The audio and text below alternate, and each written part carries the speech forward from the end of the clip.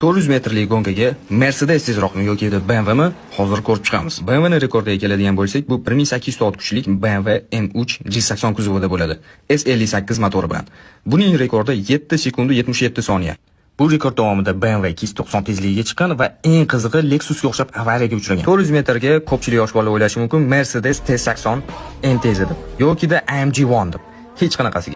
Eng tez yuradigan Mercedes 400 metrga bu 211 Y55 bo'ladi. Bu motori faqat o'ziniki emas, 6.7 litrgacha kattalashtirilgan va 3.5 litrlik kompressor o'rnatilgan. 1300 ot kuchga teng va bu Mercedes 8,5 sekundda 400 metrni bosib o'tgan. Eng tez yuradigan Mercedes BMWga qanchalik olib ketishini bilish uchun men ChatGPTga bor informatsiyani kirgizdim.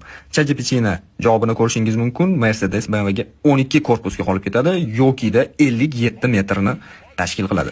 BMW fanatlari bayram qilishga shoshilmaylik, chunki BMW dan ham tez yuradigan mashina bu Audi bo'ladi va uning rekordi 6.9 sekundni tashkil qiladi. Audichilar, sizlar ham o'zingizlardan ketib qolmanglar, chunki hali Supra bor, GTR bor va albatta Chevrolet, Mustang va Dodge'lar ham bor. Shu makerlarimizni podpiska tashlashi va like bosishni unutmaydi.